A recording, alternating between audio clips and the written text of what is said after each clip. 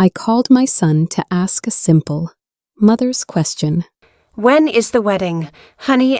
And the girl he married looked me straight in the eye through that little screen and said, almost sweetly, "We only invited special people." The words didn't shout. They fell like ice into warm water, hissing out the last bit of steam I had kept for hope. I stood there with the phone heavy in my palm, seeing a pale pink dress in my closet, a pair of sensible shoes by the door, a table already set in my mind. I heard grocery lists, rent receipts, soft yeses. I heard the quiet ways a mother says love when she has run out of clever words. I think that was the moment my breath turned into a prayer I couldn't finish. I wasn't special enough for the picture. I was only the frame, and frames well. They can learn to let go of the wall. When the shaking stops, I stood there, the phone still pressed against my ear, heavy as if it carried the whole history of my giving. The silence hummed a small, cruel echo that filled every corner of my kitchen. On the counter sat an open envelope, the rent I had just mailed for them. Next to it, a grocery list written in my careful handwriting milk. Eggs, bread, love disguised as errands. My fingers trembled, not from anger yet, but from the sudden absence of purpose. For years, that boy's voice had been my morning song, the reason I kept moving even after the house grew quiet. Now, even his silence had a tone I didn't recognize. I looked around the couch I bought, the curtains Leah had chosen, the life I helped them build without being invited into it. I whispered to the empty room, "So this is what it feels like to disappear slowly."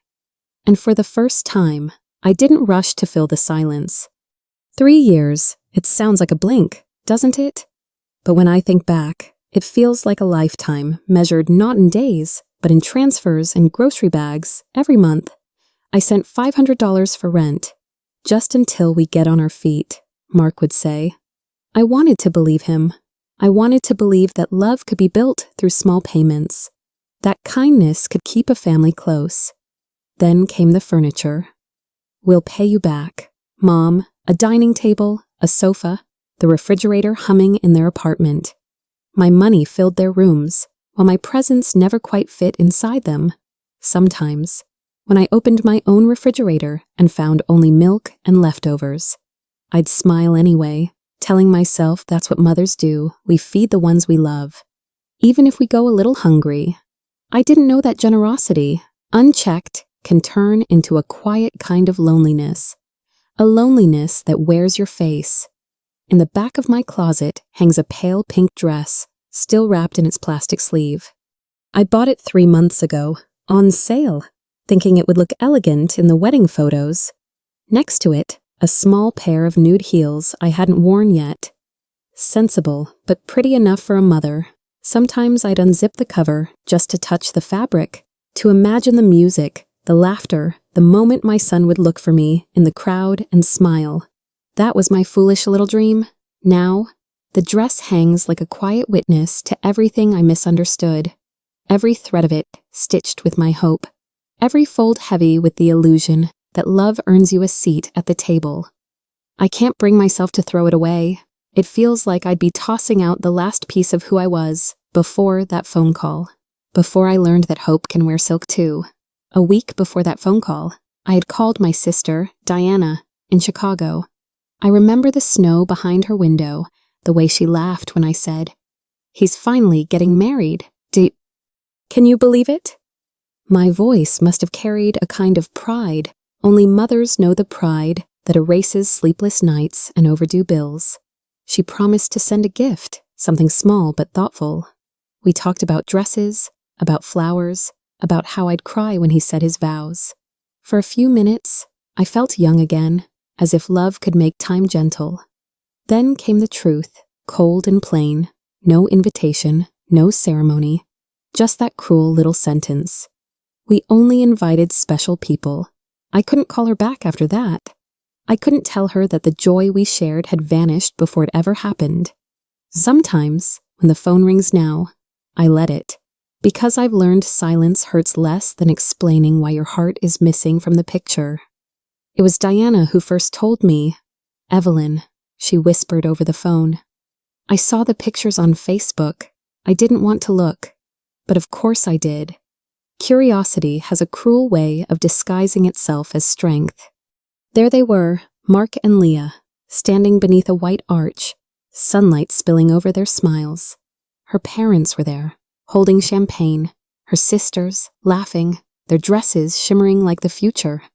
And somewhere in the corner of every frame, I searched for myself. A shadow, a mention, a trace, but I was nowhere.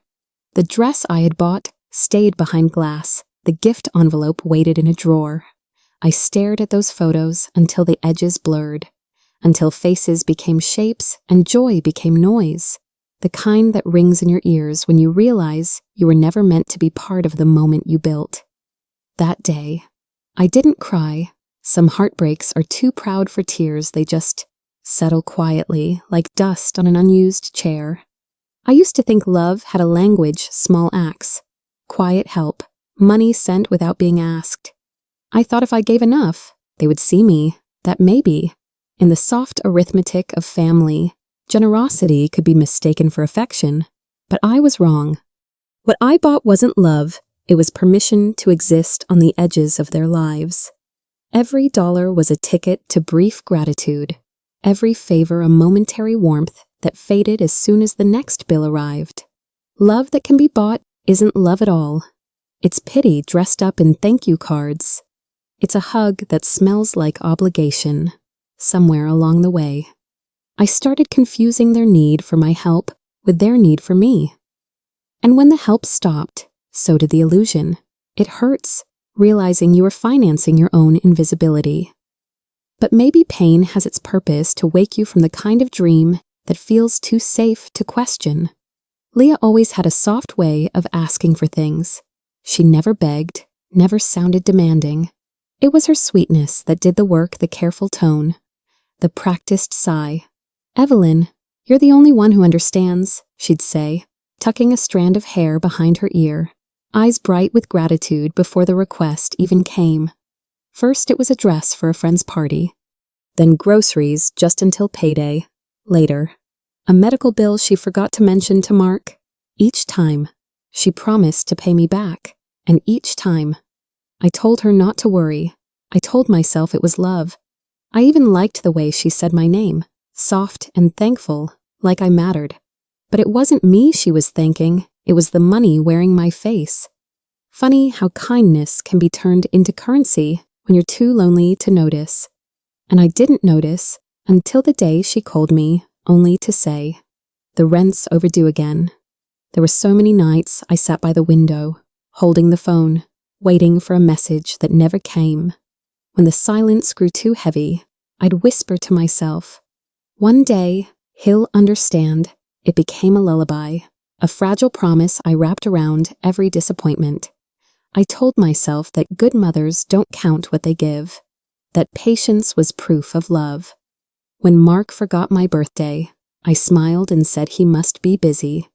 When Leah sent thank you texts without his name, I convinced myself he was shy with feelings. I tried to believe that love was just hidden somewhere beneath their exhaustion, their ambition, their youth. Maybe when he had a child of his own, he'd finally see me, not as a wallet, but as the woman who carried him through every winter. Hope can be stubborn like that. It keeps breathing even when the heart forgets how. I didn't know yet that gratitude can die long before love does.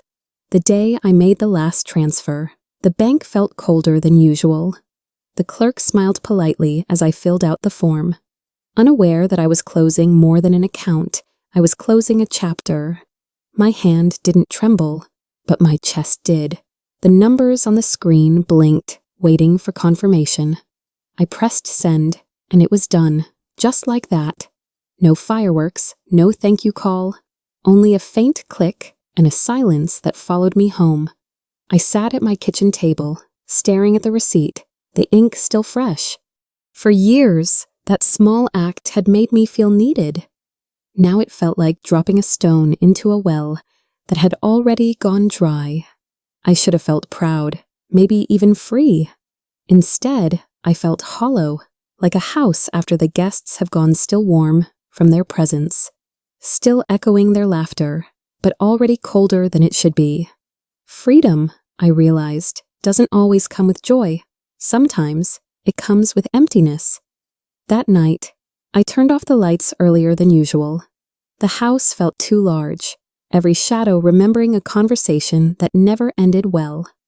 I slipped beneath the blanket, the same one I'd bought years ago for guests who never came. The quiet pressed against my chest until it broke me open. I cried, not the loud kind that seeks comfort, but the silent kind that tastes of surrender. The tears slid into my hairline, warm at first, then cold. I thought of Mark as a boy, the way he used to fall asleep holding my hand, his tiny breaths matching mine. I wondered when that rhythm broke. When love turned into transaction, I whispered his name into the dark, half prayer, half apology. Maybe I wasn't a perfect mother. Maybe I loved too loudly, too generously. The pillow grew damp beneath my cheek, and as sleep finally came, I promised myself one thing: I would not wake up the same woman tomorrow. When the light crept through the curtains, it felt softer than usual, like it was asking permission to enter. My eyes were swollen, my throat raw, but something in me had shifted. I sat up slowly, listening to the hum of the refrigerator, the ticking clock, ordinary sounds that, for once, belonged only to me. The house smelled of coffee and loneliness, but also of something else, possibility. I walked to the mirror. The woman staring back was tired. Yes, but there was a steadiness in her eyes I hadn't seen in years. I touched the glass, as if greeting an old friend who had been waiting too long. Enough, I whispered. Enough begging for affection, enough apologizing for needing peace. Today, I would live for myself, not out of anger, but out of mercy. I poured a cup of coffee, sat by the window, and let the sunlight fall on my hands. For the first time in years, I didn't check my phone. I just breathed. Later that morning, I opened the drawer where I kept every receipt, every note, every little proof of my devotion. I spread them across the table like pieces of a puzzle I didn't want to solve. Rent, $500 a month for 3 years. Groceries, $200 here. $100 there. Furniture, medical bills, birthdays, holidays. My pen trembled as I added it all up. $33,400. I stared at the number until it blurred, until it no longer looked like money, but like time. That was 3 years of my life converted into dollars. 3 years of yeses, of skipped dinners, of quiet sacrifices. I had spent my savings like prayers, hoping they would buy love, or at least belonging. But all I bought was absence. The math didn't lie. It never does. Love shouldn't need a calculator, and yet here I was, counting what I gave to measure what I lost, and realizing, finally, that the balance was never in my favor. At the bank, the air smelled faintly of paper and perfume. Mr. Harris greeted me with his usual cheerful nod. "Good morning, Mrs. Carter. Same transaction as always." I shook my head. "Not today." He looked puzzled, fingers hovering above the keyboard. "Would you like to change the amount?" I met his eyes and said softly, "I'd like to cancel them, all of them." For a moment, even the printer seemed to stop humming. He hesitated. "Is everything all right, ma'am?" I smiled, a small, tired smile. "Everything's finally all right." As he clicked through the screen, I watched the record of every transfer disappear line by line, like erasing years of silent servitude. When he handed me the confirmation slip, I held it carefully, as if it were something fragile and sacred. "Are you sure about this?" he asked again. "Yes," I said, my voice steadier now, for the first time in a long while. My money and my heart belonged to me. I decided to walk home instead of taking the bus. The air was crisp, touched with the faint smell of autumn leaves and fresh bread from the bakery across the street. My shoes tapped softly against the pavement, a rhythm that reminded me of another sound, the quick little footsteps that used to follow mine. Mark was 5 then, with messy hair and pockets full of rocks. He'd run ahead, turn back, and shout, "Come on, Mom." "You're too slow," I can still see him. Cheeks flushed, sunlight dancing on his face. Back then, he needed me for everything: his scraped knees, his bedtime stories, his fears of thunder. Somewhere between then and now, the world convinced him that needing his mother was weakness. I stopped by the park bench where we used to feed the ducks, sat down, and let the memory breathe. The laughter echoed faintly in my mind. Funny how love can outgrow its voice, but never its echo. I sat on that old park bench until the wind turned colder, until my thoughts grew louder than the city around me. The truth had been whispering for years, but that morning, it finally spoke clearly. No more buying love. I said it out loud, and the words felt strange, almost rebellious, like trying on courage that didn't quite fit yet. But it fit better with every breath. I thought of the birthdays I had funded, the bills I had rescued, the quiet expectation that love would come in return. It never did. Love cannot be bought. It must be met halfway, freely, or not at all. I stood up, brushing a leaf from my coat, and looked at the sky pale, wide, forgiving, for the first time. I didn't feel guilty for keeping something for myself, my money, my time, my peace. Maybe freedom doesn't begin with a grand act, but with a simple decision whispered into the wind enough. When I turned the corner and saw 3 cars parked in front of my house, my stomach tightened. Mark's, Leah's, and one I didn't recognize, a sleek, gray sedan that didn't belong on my quiet street. The curtains moved slightly as I walked up the path. My heart sank. They still had keys.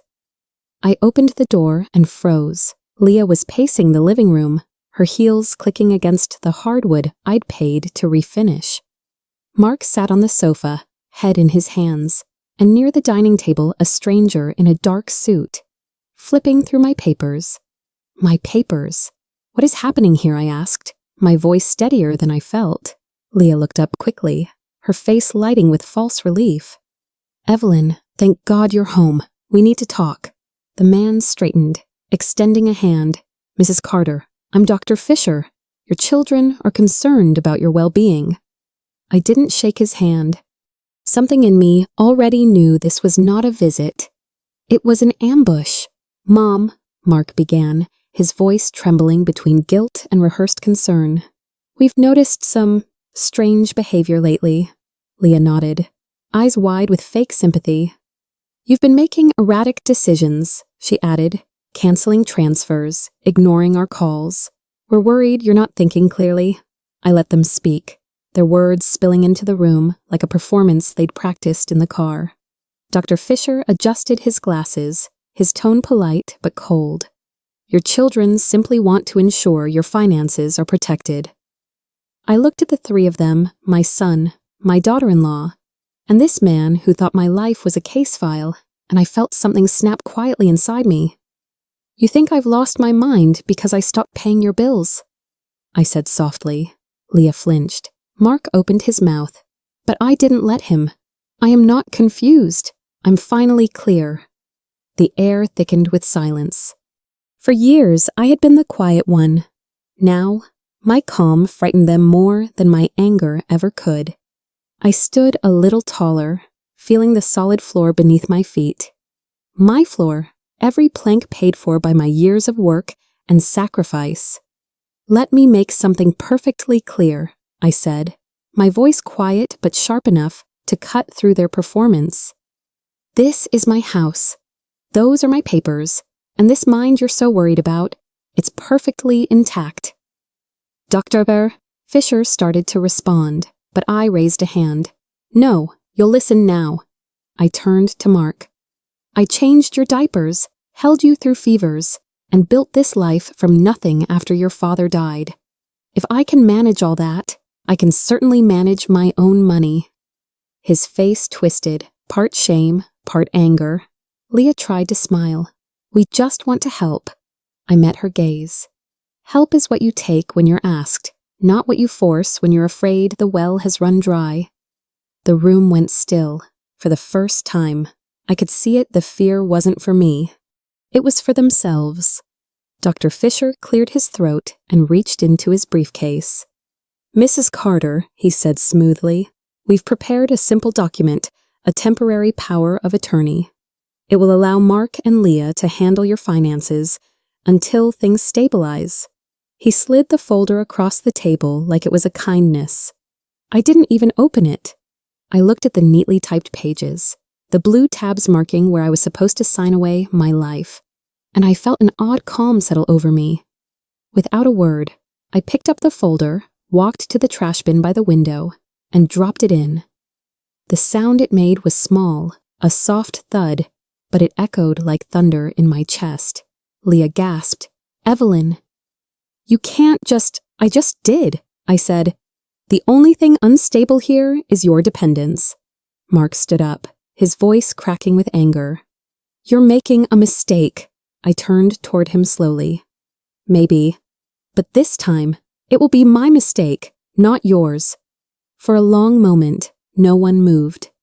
The air between us was heavy with everything that had been said and everything that hadn't. Then Dr. Fisher gathered his briefcase, snapping it shut like a gavel.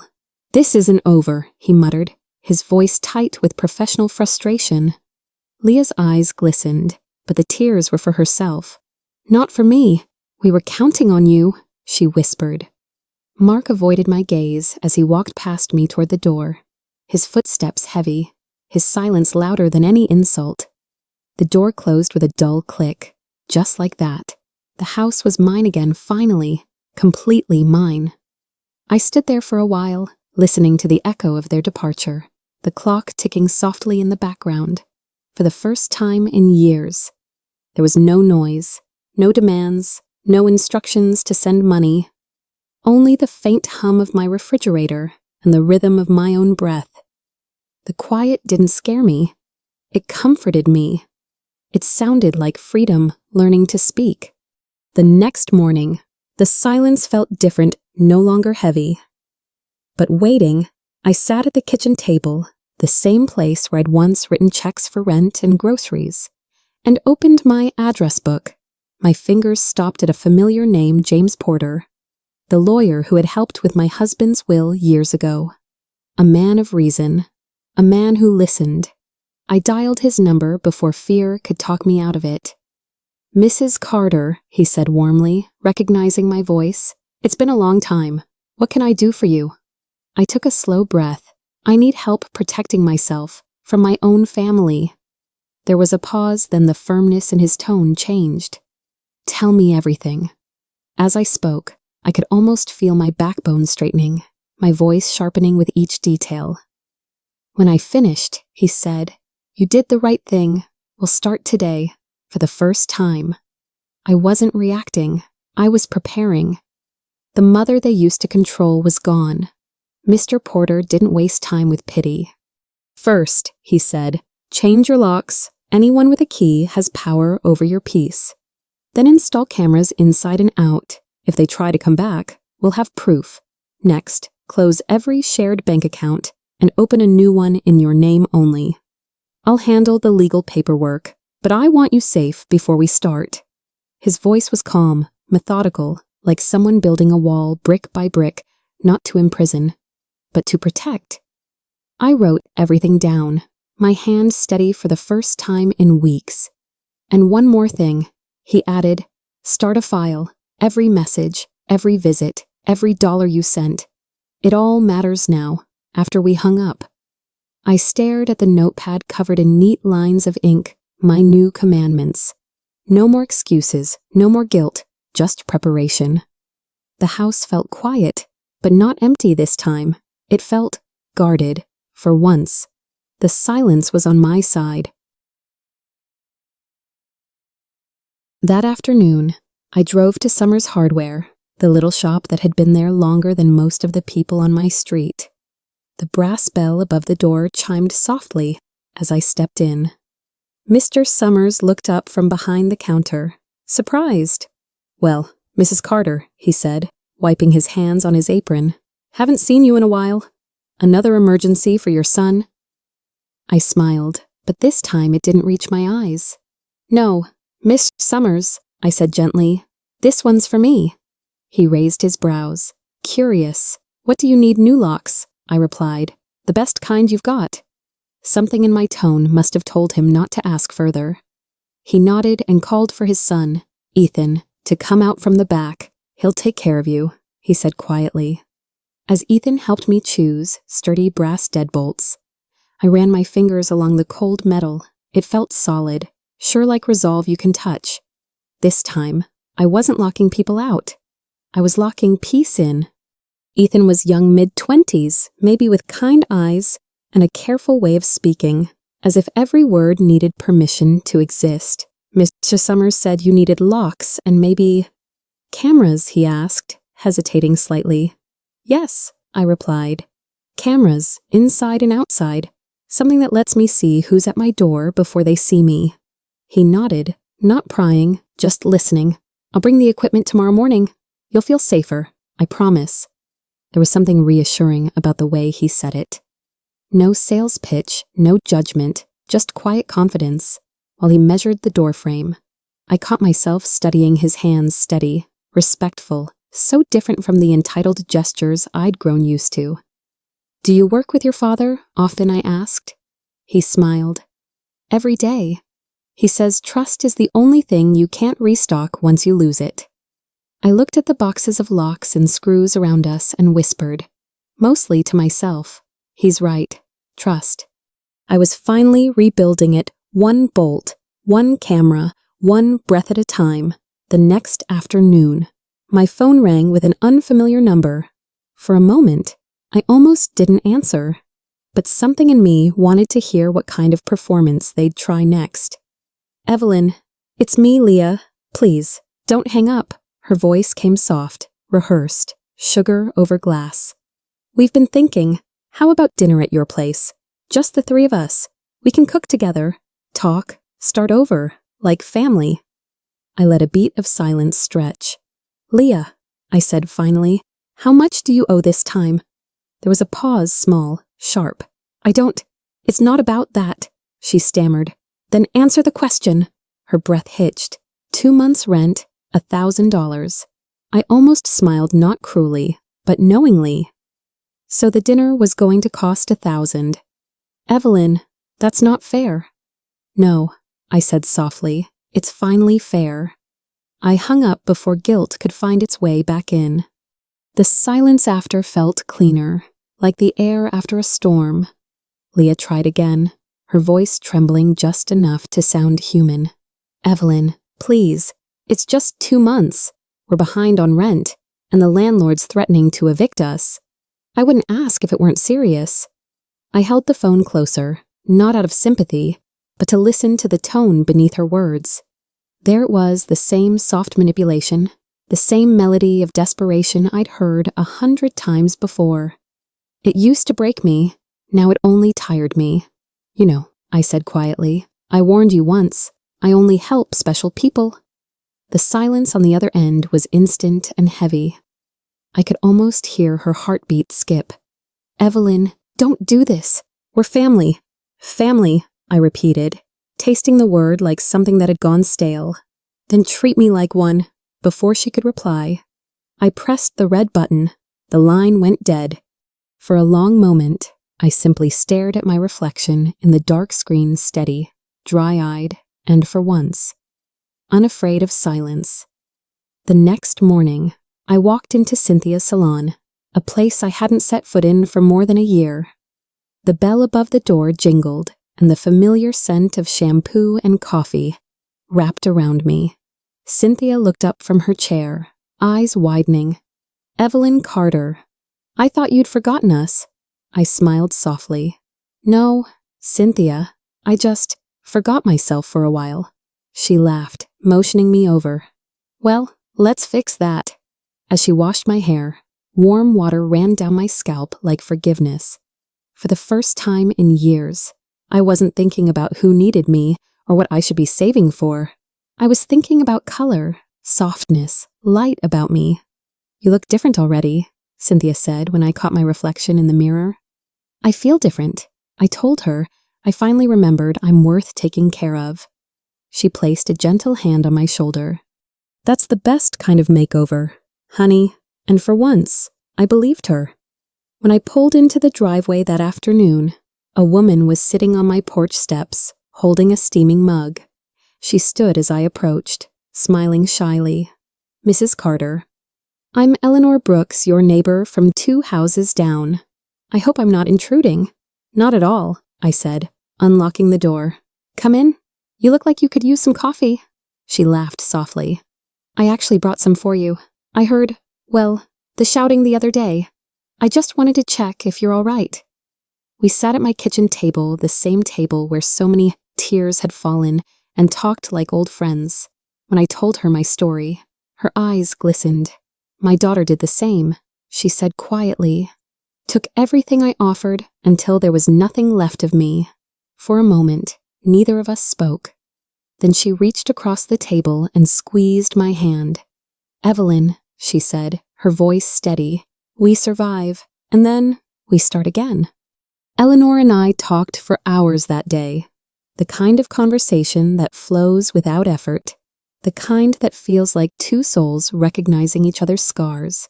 She told me about the years she'd spent helping her daughter. How love had slowly turned into guilt. And how guilt had turned into fear. It's strange, she said, stirring her coffee, how we mothers can give everything and still be told it's not enough.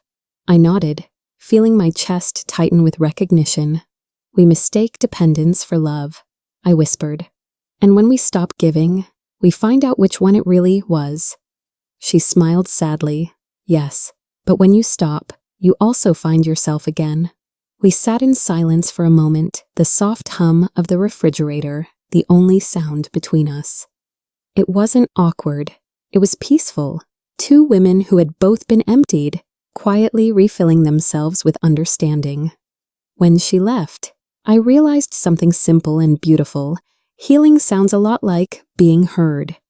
That night, I went to bed without checking my phone, without setting reminders to transfer money, without the ache of someone else's urgency pressing on my chest. The house was quiet, the kind of quiet that used to frighten me, but not tonight. Tonight, it sounded like rest. I slipped under the covers and let my body sink into the stillness. No voices asking for help, no guilt whispering that I owed someone something. Just the steady rhythm of my own breathing mine. And mine alone. I thought about rent due dates, grocery lists, all the tiny weights that had filled my mind for years. They were gone now, like a heavy coat finally taken off after a long winter.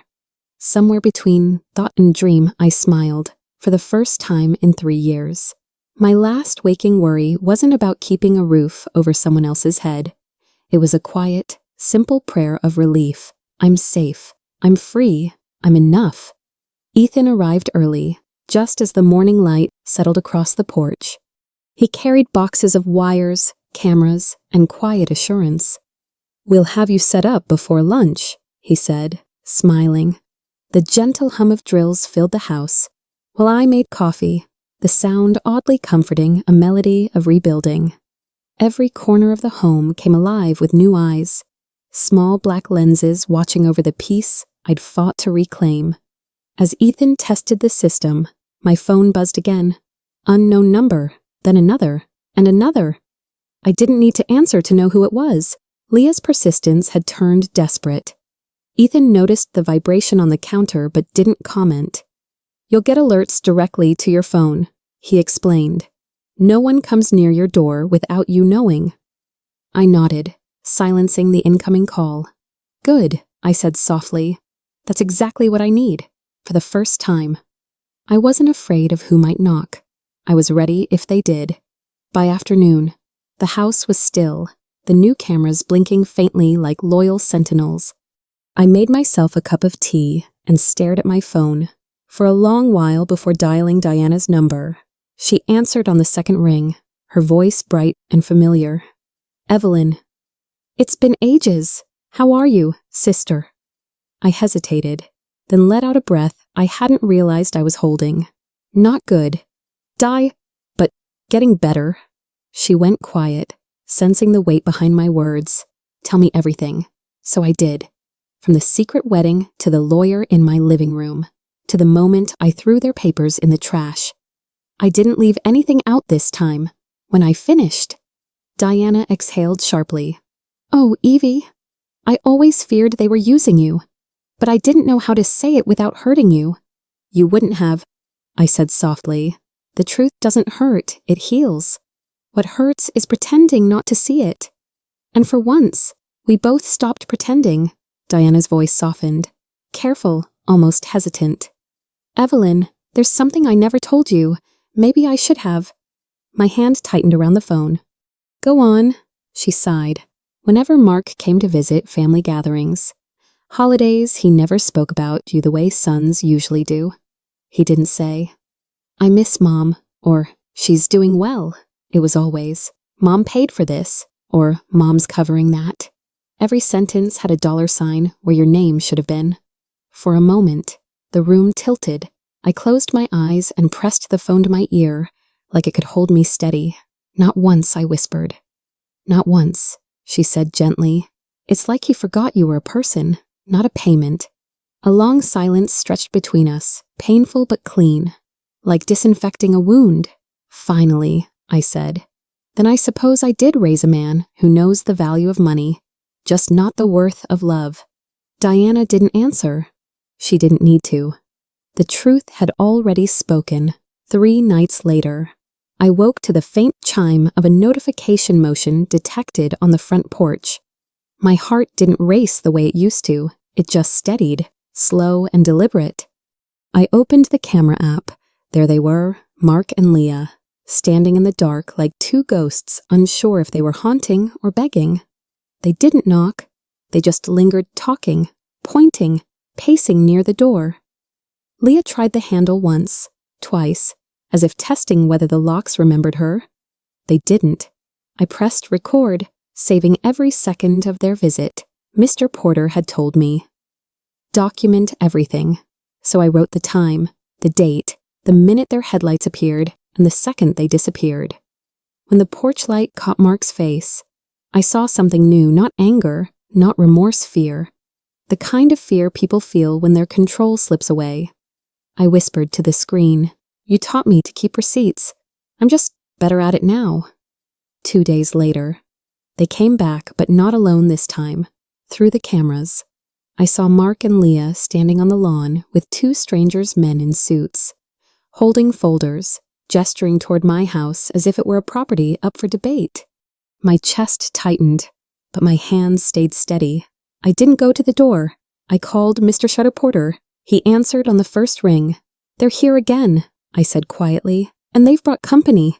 Stay inside. He told me. I'm calling the police. The restraining order is already approved. They're violating it within minutes. 2 patrol cars arrived, their lights flashing red and blue across my living room walls. I watched from the window as officers spoke to Mark. Leah's face crumpled into another practiced cry. But this time, it didn't matter. Papers were shown, words exchanged, and then finally they left. When the police drove off, the street fell silent again. Not the silence of fear this time, but of justice beginning to breathe. Before they left, Mark shouted from the sidewalk, his voice sharp with frustration. Mom, this is ridiculous. We're your family. You can't call the police on your own son. I opened the door just enough for him to hear me clearly. My hands didn't shake this time. Family, I said, my voice low but certain, doesn't threaten lawsuits. Family doesn't bring strangers into your home or dig through your pictures. Family doesn't call you crazy because you stopped paying their bills. He blinked, stunned, the words hitting harder than any scream could have. Leah tugged at his sleeve, whispering something, but I kept going. If you have to hire a lawyer to prove you love me, then maybe you never did. The air between us went still thick, final. For years, I had begged to be heard. Now my silence carried more power than all their shouting combined. Goodbye, Mark, I said softly. Come back when you remember how to be a son. That evening, Eleanor knocked on my door, carrying a pie, that smelled like cinnamon and comfort. No arguments, she said with a smile. You're coming to dinner? Her home was cozy, filled with soft laughter and the smell of roasted chicken. Her daughter, Grace, greeted me with an easy hug, no hesitation, no performance. They talked to each other the way families should, listening, interrupting gently, laughing in the same breath. No guilt, no keeping score. When Grace asked about my favorite meal, it caught me off guard. No one had asked me that in years. Meatloaf, I said shyly. She grinned. The next time, we're making yours. I watched them together, mother and daughter, teasing, helping, passing plates without resentment.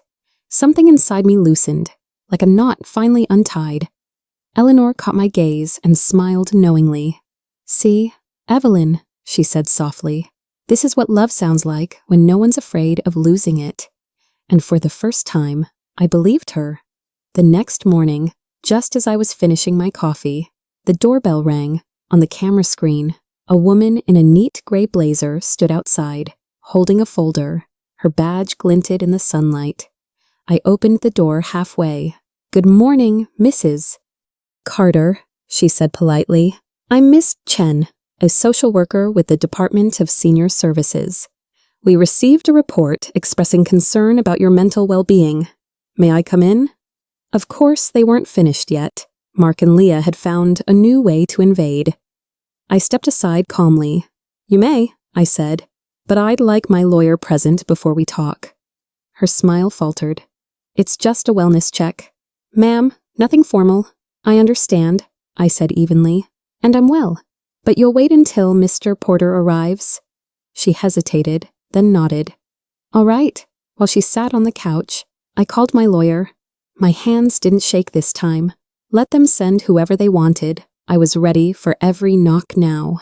20 minutes later, Mr. Porter arrived composed, steady, briefcase in hand, the moment he stepped inside. Miss Castle's Chen's tone shifted, her confidence thinning like mist. Miss Chemu, Ni Chen, he greeted, showing his credentials. Before you proceed, please note that my client is under legal representation. Any evaluation or questioning must occur in my presence. She blinked. Unsure. We only received reports that Mrs. Carter may be showing signs of confusion and isolation.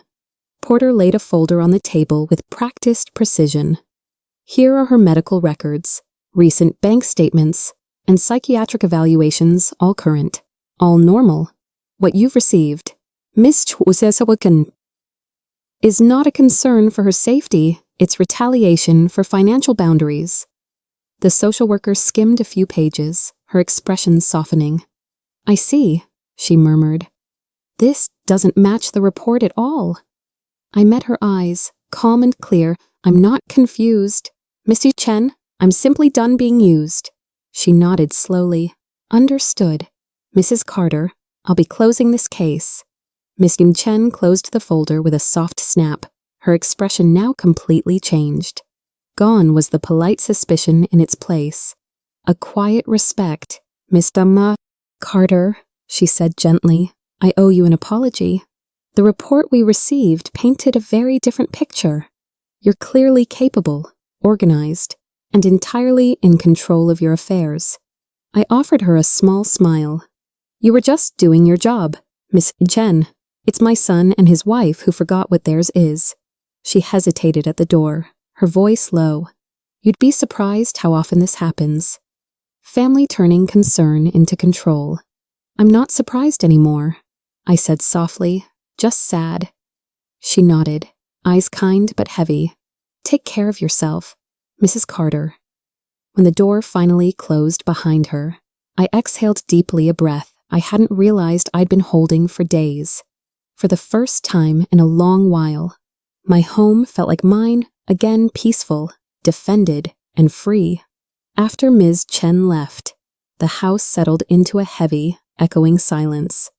Mr. Porter stayed behind, flipping through his notes with that furrowed look I'd come to recognize, the one that meant trouble wasn't done knocking. Evelyn, he said finally, his tone cautious but firm. You need to prepare yourself. I don't think they'll stop here. I frowned. What else can they possibly do? He met my eyes. File for guardianship. They'll try to have you declared mentally incompetent so they can control your assets legally. For a moment, the air seemed to thin around me. They'd really go that far. I've seen it before, he said quietly. It's cruel, but common. You've taken away their income. Now they'll try to take away your rights. I sat down slowly, my palms flat on the table. Then we fight. I said. Mr. Porter nodded. We already are. But now it's war in court. And I realized the battlefield had just changed, not the enemy. 2 days later, Mr. Porter called. Evelyn, they've filed it, he said grimly, the guardianship petition, and they've attached witness statements, witnesses I echoed. Who your pharmacist? A neighbor named Mr. Davis, and of course, Leah. I drove straight to the pharmacy, my heart pounding. Mr. Green looked startled when he saw me. Mrs. Carter, I didn't mean any harm, he stammered. Leah came in, saying she was worried. She showed me a paper, said it was for your insurance. I just signed it. What did it say? I asked quietly. That you were irregular with your medications. He winced. But you only buy vitamins. From there. I went to Mr. Davis's house. He opened the door with that smug little smirk of his. Well, someone had to tell the truth. You've been acting strange cameras, visitors, yelling at your family. I stared at him for a long, still second. No. Davis, I said softly. I've just stopped being silent, and for some people, that's the strangest thing of all. The next morning, I returned to the pharmacy this time with a calm I'd practiced in the mirror. Mr. Green looked up from behind the counter, guilt already written across his face. Mrs. Carter, he began, his voice unsteady. I was hoping you'd come back. I owe you an explanation. I folded my hands on the counter. Then please tell me the truth. He swallowed hard. Leah told me you were confused lately, said she needed my signature for your health insurance to prove she was helping manage your care. I believed her. He shook his head, ashamed, but she filled in the rest herself about you hoarding medication and refusing treatment. I never said any of that. I nodded slowly. Then you'll write a statement correcting it. Of course, he said quickly. I'll do it right now. As his pen scratched the paper, I realized Leah's lies were starting to unravel, not through anger, but through truth spoken aloud. And I would gather every one of them, piece by piece. That afternoon, I crossed the street to face the man whose signature now questioned my sanity. Mr. Davis was trimming his hedges, pretending not to notice me until I spoke. Monsieur Davis, I said evenly. I read your statement. He didn't look up. Well, someone had to say something. You've been acting strange, installing cameras, yelling at those poor kids, having all sorts of people over. Those poor kids broke into my house, I replied. And those people are friends who actually care about me. He snorted. All I know is, you've changed. Used to be quiet, polite, quiet, I repeated. You mean obedient. That made him glance up, uncomfortable. I met his eyes. You didn't see a confused old woman, Davis. You saw a woman who stopped apologizing for protecting herself. There's a difference. He shifted, muttering something about just trying to help, but I was already walking away. Let him keep his gossip. I had the truth, and soon, so would the court. When I told Mr. Porter what I'd learned, he nodded gravely. We'll need to counter every lie with proof, he said. And the strongest proof of all is professional evaluation. He opened his calendar. I've scheduled an appointment for you tomorrow morning with Dr. Elaine Moore, one of the most respected forensic psychologists in the state. She specializes in competency assessments. For a moment, my stomach tightened. So I have to prove I'm sane. He gave me a sad smile. Not to me, Evelyn, to them, and to the court that listens. I looked down at my hands, remembering how those same fingers had once written birthday cards filled with checks, not boundaries. All right, I said finally. If they want tests, I'll give them answers. Mr. Porter closed his folder and met my eyes. This will end, Evelyn, not with shouting, but with clarity. I nodded. Then clarity is what they'll get, every last painful piece of it. Dr. Moore's office was bright and uncluttered, like a mind with nothing to hide. She greeted me with a firm handshake and kind eyes that seemed to see straight through. No pretense. We'll take this one step at a time. Mrs. Carter, she said, no tricks, just conversation and a few tests. For 2 hours, she asked me about everything: dates, finances, daily routines, even politics. I solved puzzles, recalled numbers, and explained my budgeting down to the cent. At one point, she smiled softly. You're organized, she said. I had to be, I replied. I raised a son alone. When we finished, she set her pen down and looked at me thoughtfully.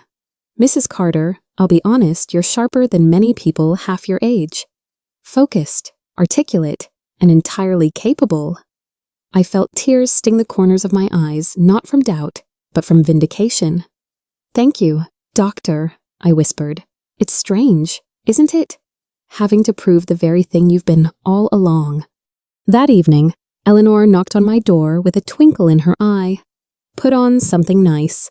Evelyn, she said, you're coming to the garden club. I almost laughed. Eleanor, I don't garden, she winked. Neither do half of us. We just plant strength where it's needed. Her living room was filled with women, gray hair, bright eyes, and the calm confidence of those who had survived too much and apologized too often. Cynthia from the salon was there, Maria from church, and 2 others I hadn't met. They greeted me as if they'd been waiting. As we drank tea, the stories began. Each one was different, yet heartbreakingly the same grown children demanding money. Love used as leverage, mothers mistaken for wallets. When it was my turn, I spoke quietly. They tried to take my freedom. Maria reached over and squeezed my hand. Then take it back, she said. And surrounded by those women, I realized I already had. As the laughter softened and the stories faded into a comfortable hush, I found myself staring at the teacup in my hands, the way light glimmered off its rim. Fragile yet whole. You know, I said slowly, I used to think I'd lost everything: my savings, my trust, my son. I looked up, meeting their eyes one by one, but I didn't lose money. I bought a lesson. Cynthia tilted her head. And what lesson was that? Dear, that love you have to pay for, I said softly, was never love at all. It was rent, and I finally stopped paying it. A murmur of agreement rippled around the room. Eleanor smiled, that kind, knowing smile of someone who'd walked through her own fire and come out gentler. You're right, she said. Freedom has a price, but it's the only bill worth paying. I nodded, and this time, I paid it for myself. When I told them about the upcoming hearing, the room grew still. I tried to sound brave, but my voice faltered. They're taking me to court. To prove I'm unfit. To make me their property again. For a heartbeat. No one spoke. Then Eleanor set down her teacup with a decisive clink. Then they'll have to go through all of us first. Maria nodded. We'll testify. We've seen your clarity, your independence, and your backbone, Cynthia added with a grin. You're the most lucid woman in this room. And that's saying something. The others murmured their agreement, one after another, until the living room filled with a warmth stronger than fear, the warmth of shared truth. I blinked back tears. You'd really do that? For me, Eleanor smiled. You're not alone anymore. Evelyn, we've all been you, and just like that. My story was no longer just mine, it had become a chorus of women. The morning of the hearing arrived gray and heavy, but I woke before the alarm. I brewed my coffee in silence, feeling the calm that comes when fear finally gives up its grip. My black suit hung ready, simple, pressed, dignified. As I buttoned the jacket, I caught my reflection in the mirror. The same lines, the same eyes, but a different woman stared back, one who had stopped begging to be believed. Outside, the first light of dawn crept through the blinds, touching everything with soft gold. I took it as a sign not of victory, but of readiness. When Mr. Porter arrived, he looked at me and nodded approvingly. "You look strong," he said. "I am," I replied. "I've been rehearsing this moment for years." As we stepped into the sunlight, I whispered to myself, they wanted proof I was capable, and today the whole world was about to see it. When we entered the courtroom, they were already there, Mark in a new suit that didn't quite fit, Leah in somber black, clutching tissues like a prop. Their lawyer whispered to them as if directing a scene. When the judge took his seat, Leah began her performance. Her voice trembled just enough to sound rehearsed. "Your Honor, we're only here because we love her. Evelyn's been confused, isolated. She doesn't answer our calls. She's pushed everyone away." She dabbed her eyes delicately. Not a tear in sight. Mark nodded solemnly beside her, his face arranged into sorrow. "We just want to help my mom before it's too late." I sat still, hands folded in my lap, letting their lies echo through the room. They thought pity was power, but pity fades fast under truth. Mr. Porter leaned toward me and whispered, "Let them talk. The more they perform, the more they reveal." He was right. Their act was flawless, except for one thing. I wasn't their audience anymore. When Leah finished her trembling speech, the room went still. Mr. Porter rose slowly, adjusting his glasses. His calm was the kind that cuts deeper than anger. "Mrs. Walker," he began, voice measured. "You say you love your mother-in-law deeply, correct?" Leah nodded, eyes wide, innocent. "Of course. She's like a second mother to me." Porter tilted his head. "Then perhaps you can explain something. When she asked about your wedding, why did you tell her?" "We only invited special people." The words landed like glass breaking. A hush fell over the courtroom. Leah's painted calm cracked, her mouth opened, then closed again. That was taken out of context. She stammered. Porter smiled faintly. "Context? Is there a kind one for excluding the woman who paid your rent and bought your dress?" The judge's eyebrows lifted slightly. Leah's lawyer shifted uncomfortably, and for the first time, I saw something flicker in Leah's eyes, not guilt, not sorrow, but fear, real, unvarnished fear. Next, it was Mark's turn. He took the stand with that same boyish slouch that once made me forgive too easily. But Mr. Porter's questions left no room for nostalgia. "Mr. Walker," he began evenly, "in the past 3 years, how much money have you received from your mother?" Mark hesitated. I don't know, a few thousand maybe?" Porter raised an eyebrow and opened a folder. "Let's be specific. Rent payments, $18,000 to $1,000. Groceries, $7,200. Gifts and emergencies, $8,200. Total $33,400. Does that refresh your memory?" A murmur spread through the courtroom. Mark's jaw tightened. "She helped us because she wanted to." Porter nodded, and when she stopped, "You sued her for incompetence. Interesting kind of gratitude." Wouldn't you say Mark's mouth opened? But no words came. I watched him from my seat, my son, my only child sinking under the weight of numbers that no longer bought silence. $33,000. The price I once paid to keep his love. The proof that love, when purchased, always expires. When it was our turn, Mr. Porter stood and called our witnesses one by one, each truth stepping into the light. Mr. Green, the pharmacist, went first. His hands trembled slightly as he spoke. "Leah misled me, Your Honor. I never said Mrs. Carter was confused. She only buys vitamins." I signed that paper under false pretenses. Then Dr. Moore took the stand, calm and assured. "Mrs. Carter is entirely competent. Her cognitive scores exceed the average for her age group. She is of sound mind, sound judgment, and remarkable emotional insight." Next came Mr. Summers from the hardware store. She came in clear-headed, knew exactly what she wanted, changed her locks, installed security cameras, smart decisions. not paranoia. And finally, Eleanor, my dear Eleanor. Her voice wavered with feeling. She's not losing her mind. She's finding her freedom. The courtroom fell silent, for the first time in months. I felt seen not as an accusation, but as a person restored. When Mr. Porter called my name, the room blurred for a moment faces, lights, whispers all fading into the steady rhythm of my heartbeat. I stood, smoothed my jacket, and walked to the witness stand. He asked gently, "Mrs. Carter, why did you stop financially supporting your son and daughter-in-law?"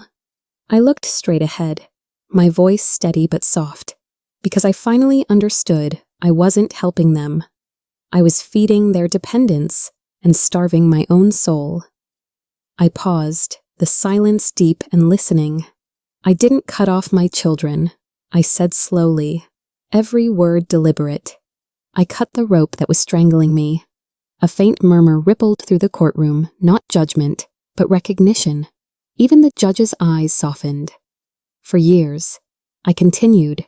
I confused sacrifice with love. But real love doesn't demand you disappear to prove it exists. When I sat down, the weight that had lived in my chest for years was finally gone. Judge Miller's gavel tapped once, a sound that silenced every breath in the room. He looked down at his notes, then up at me. His voice was calm, but final, after reviewing all testimony and evidence. He began, "This court finds that Mrs. Evelyn Carter is in full possession of her mental faculties. Her financial decisions are sound, her judgment rational, and her independence lawful." A rush of air escaped my chest, though I hadn't realized I'd been holding it. The petition for guardianship, the judge continued, glancing toward Mark and Leah, is denied in its entirety. Furthermore, this court cautions the plaintiffs against further harassment or manipulation of the defendant. Leah's face went pale. Mark's shoulders sank under the weight of a truth he could no longer twist. Judge Miller's eyes softened as he looked back at me. "Mrs. Carter," he said, "you are free to live as you choose. Free." The word rang through me like sunlight breaking through glass, warm, clean, and finally mine. When the gavel struck for the final time, I rose slowly, feeling the tremor in my knees not from fear, but from release. The courtroom doors swung open, and sunlight poured in like a blessing. Outside, the air felt different, lighter, sharper, alive. Each step down the courthouse stairs was a step out of the shadows I'd lived in for years. Reporters murmured, cars hummed in the distance. But to me, it was all silent, beautifully, impossibly silent. Mr. Porter walked beside me, smiling. "How do you feel?" he asked. I lifted my face to the sun, like I can finally hear myself think. For the first time, I didn't owe anyone an explanation, a dollar, or an apology. The world was loud with noise, but inside me, there was peace deep and still. The silence of free. I thought, it didn't shout, it didn't beg, it simply breathed. A few months later, my new apartment smelled of lemon polish and fresh lilies.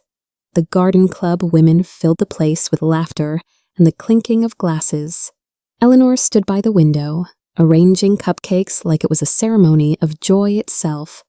No grand speeches, no polite pretending, just real company. The kind that asks how you are and truly wants to know. I looked around and felt something rare belonging without cost. When everyone had a glass in hand, I raised mine. To freedom, I said softly, to peace. Then I paused, letting the moment breathe. And to the lesson that took me 70 years to learn, true love never has a price. The room fell quiet for a heartbeat, then filled with soft applause and teary smiles. As we toasted, I realized it wasn't just a party. It was a quiet resurrection, a woman reborn not from victory, but from peace finally earned. The evening quieted after everyone left. I sat by the window, city lights flickering like small, forgiving stars, the same world, but I was no longer the same woman. I turned toward the camera on my desk, the one I'd use to record my story, not for pity, but for truth. I pressed record, took a breath, and began. My name is Evelyn Carter, 72 years old. It took me 3 years and $33,000 to learn that true love can't be bought. I paused, letting the silence settle. If you are giving so much that you forget who you are, stop. Love shouldn't cost your peace, your pride, or your self-worth. A soft smile touched my lips, because the most special person in your life is you. I leaned closer, voice a whisper, not pleading, just human. And you, if you were in my place, what would you do? Then I let the camera fade to black, and peace filled the frame.